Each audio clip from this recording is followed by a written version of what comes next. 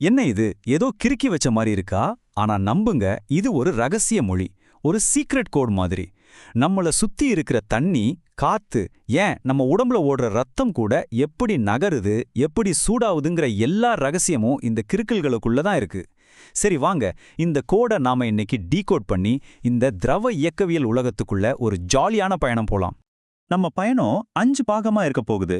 முதல்ல ரொம்ப அடிப்படையான விஷயங்கள்ல இருந்து ஆரம்பிக்கலாம். அப்புறம் திரவ ஓட்டத்தை எப்படி வார்த்தைகள்ல சொல்றது, வெப்பத்தோட மொழி எப்படிப்பட்டதுன்னு பார்த்து சில முக்கியமான எண்களை புரிஞ்சுக்க போறோம். கடைசியா இது எல்லாத்தையும் ஒன்னா சேர்த்து ஒரு கணக்குக்கு எப்படி விடை கண்டுபிடிக்கிறதுன்னு பார்க்க போறோம். ரெடியா? எந்த ஒரு மொழியையும் நம்ம கத்துக்க ஆரம்பிக்கும்போது ஆலன்னு தொடங்குவோம். அதே மாதிரி தாங்க, திரவ இயக்கவியலுக்கு அடிப்படை எழுத்துக்களே இந்த விசைகள் தான். அதாவது மூலக்கூறுகள் ஒன்னோடொன்னு எப்படி பேசிக்குது, எப்படி பழகிக்குதுன்னு முதல்ல புரிஞ்சுக்கலாம். இந்த குறிப்புகளை கொஞ்சம் நல்லா பாருங்க. இங்க 2 முக்கியமான வார்த்தைகள் இருக்கு. ஒன்னு ஒத்திசைவு, அதாவது கொஹிசிவ். இன்னொன்னு ஒட்டுதல், அதாவது அடிஹெசிவ்.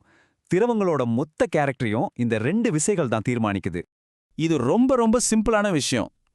கோஹெசிவ், அதாவது ஒத்திசைவுன்னா ஒரே மாதிரி ஆளுங்க சேர்றது. தண்ணி மூலக்கூறு இன்னொரு தண்ணி மூலக்கூறோட ஒட்டிக்கும், அதுதான் நட்பு.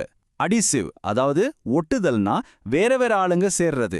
தண்ணி மூலக்கூறு போய் கண்ணாடி மேல ஒட்டிக்கிறது. அதனால தான் பாத்தீங்கன்னா தாமரையில மேல தண்ணி ஒட்டவே ஒட்டாது, அது பாட்டுக்கு முத்து மாதிரி உருண்டு ஓடிடும். அதுக்கு காரணம் இந்த விசைகள் தான்.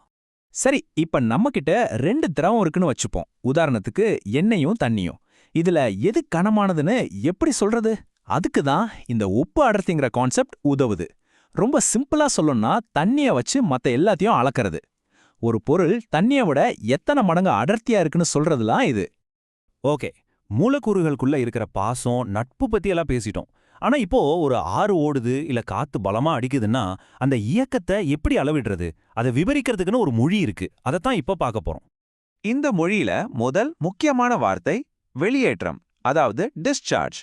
குழாயை திறந்தா ஒரு செகண்டுக்கு எவ்வளவு தண்ணி வெளியே கொட்டுதுன்னு அளப்போம்ல, அதோட டெக்னிக்கலான பேர் தான் இது. அவ்வளவுதாங்க விஷயம். திரவ ஓட்டம் பாத்தீங்கன்னா பொதுவா 2 விதமா நடக்கும். ஒன்னு தன்னிச்சை வெப்பச்சலனம். இதுக்கு வெளியிலிருந்து யாரும் உதவ தேவையில்லை, சூடான காத்து தானா மேல போகுது இல்லையா, அது மாதிரி. இன்னொன்னு கட்டாய வெப்பச்சலனம். இதுக்கு வெளியிலிருந்து ஒரு தள்ளு வேணும், நம்ம ஃபேன் போடுறது இல்ல ஹேர் ட்ரையர் பயன்படுத்துறது மாதிரி. திரவம் ஓடுதுன்னு தெரிஞ்சிருச்சு. ஆனா அந்த ஓட்டத்துல வெப்பம் எப்படி ஒரு இடத்துல இருந்து இன்னொரு இடத்துக்கு பரவுது, அதை புரிஞ்சுக்கிறதுக்கு அந்த பொருளுக்கே சில தனிப்பட்ட குணங்கள் இருக்கும் இல்லையா? அந்த குணங்களோட மொழியை நாம முதல்ல கத்துக்கிட்டே ஆகணும். இந்த 4 விஷயங்களும் ரொம்ப முக்கியம். ஒரு பொருள் வெப்பத்தை எவ்வளவு வேகமா கடத்துதுன்னு சொல்றது வெப்ப கடத்துத்திறன். அதுவே எவ்வளவு வெப்பத்தை தனக்குள்ள வாங்கிக்க முடியும்னு சொல்றது தன் வெப்ப ஏற்புத்திறன். இந்த மாதிரி ஒவ்வொரு குணமும் அந்த பொருளோட வெப்ப நடத்தைய நமக்கு படம் பிடிச்சு காட்டுது. சரி, இப்போதான் நம்ம கதையோட ஹீரோக்களை என்ட்ரி கொடுக்கறாங்க. பொறியாளர்கள் பயன்படுத்துற சில மேஜிக் எண்கள், இல்லனா பரிமாணமற்ற எண்கள்னு சொல்லலாம். ஏன் அப்படி சொல்றாங்க? வாங்க இந்த எண்களோட ரகசியத்தை உடைப்போம். நம்ம லிஸ்ட்ல முதல்ல வர்றது கிராஷ் ஆஃப் எண். இந்த குறிப்புகளை பார்த்தா இது ஒரு பின்ன மாதிரி தெரியுது. மேலே ஏதோ ஒரு விசை, கீழே ஏதோ ஒரு விசை. ஆனா இதோட உண்மையான அர்த்தம் என்ன? இது நமக்கு என்ன சொல்ல வருது? இதை ஒரு பட்டிமன்ற மாதிரி கற்பனை பண்ணிக்கோங்க. நடுவர் நீங்க தான். ஒரு பக்கம் நான் சூடாகி மேல போவேன்னு கிளம்புற மிதப்பு விசை, இன்னொரு பக்கம் அதெல்லாம் போக முடியாது, நான் உன்னை பிடிச்சு இழுப்பேன்னு சொல்ற பாகுநிலை விசை. இந்த 2ல யார் ஜெயிக்கிறாங்கன்னு சொல்றது தான் இந்த கிராஷ் ஆஃப் நம்பர். மிதப்பு விசை ஜெயிச்சா திரவன் தானா நகர ஆரம்பிச்சிடும். கிராஷ் ஆஃப் எண் இயற்கையா நடக்கிற இறக்கத்தை பத்தி பேசிச்சு. ஆனா நாமளே ஒரு பம்பு வச்சு தண்ணிய தள்ளுனா என்ன ஆகும்?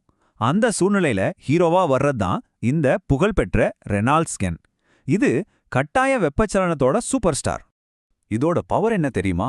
ஒரே ஒரு எண்ணை வச்சு ஒரு பைப்ல போற தண்ணி ரொம்ப அமைதியா ஒழுக்கமா போகுமா, இல்ல சுழல்களோட ஒரே குழப்பமா கொந்தளிப்பா போகுமாங்கிறத கரெக்டா கணிச்சிட முடியும். நினைச்சு பாருங்க, அமைதியா குழப்பமாங்கிறத ஒரு நம்பர் முடிவு பண்ணுது. இங்க பாருங்க, இதுதான் நாம பார்த்த மேஜிக் எண்களோட ஒரு சின்ன தொகுப்பு.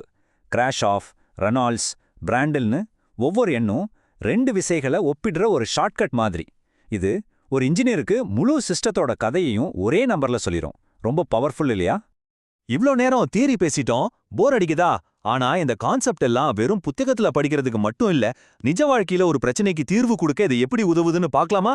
வாங்க எல்லாத்தையும் ஒன்னு சேர்த்து விடைய நோக்கி போவோம். ஓகே, இந்த எண்கள் எல்லாம் இருக்குன்னு தெரிஞ்சுக்கிட்டோம். ஆனா இதை வச்சு என்ன செய்யறது? ஒரு பிரச்சனைய தீர்க்க இத நிஜமா எப்படி பயன்படுத்துறாங்க? அதுதானே அசல் கேள்வி. இந்த குறிப்புகள் ஒரு டிடெக்டிவ் கதை மாதிரி நம்மள படிப்படியா கூட்டிட்டு போகுது. இதுல நுசல்ட், ரேலேன்னு இன்னும் 2 புதிய எண்கள் வருது. அதெல்லாம் வெப்ப பரிமாற்றத்தோட வெவ்வேறு கோணங்களை காட்டுது. அந்த உறவுகள்ல இருந்து ஆரம்பிச்சு ஒன்னொன்னா மாத்தி சுருக்கும்போது கடைசியா நமக்கு சிம்பிளான ஒரு நேரடி தொடர்பு கிடைக்குது. இவ்ளோ பெரிய கணிதத்துக்கு பிறகு நமக்கு கிடைக்கிற பதில் என்ன தெரியுமா? இந்த சின்ன ஆனா ரொம்ப சக்தி வாய்ந்த ஒரு தொடர்பு தான். h proportional to k power 3/4. அதாவது வெப்ப பரிமாற்ற குணகம் வெப்ப கடத்துத்திறனோட 3/4 அடுக்குக்கு நேரடியா சம்பந்தப்பட்டது. இதுதான் இந்த கணக்கோட மாஸ்டர் கீ. சரி, மாஸ்டர் கீ கிடைச்சிருச்சு. இப்போ இது வச்சு ஒரு கணக்க தீர்த்து பாப்போமா? இந்த குறிப்புகள்ல ஒரு கேள்வி இருக்கு. ஒரு பொருளோட வெப்ப கடத்து திறன் K-ய 16 மடங்கு அதிகமாக்கினா அதோட வெப்ப பரிமாற்ற குணகம் H என்னவாகும்? இப்போ அந்த கணக்கோட கடைசி ஸ்டெப்ஸ பாருங்க.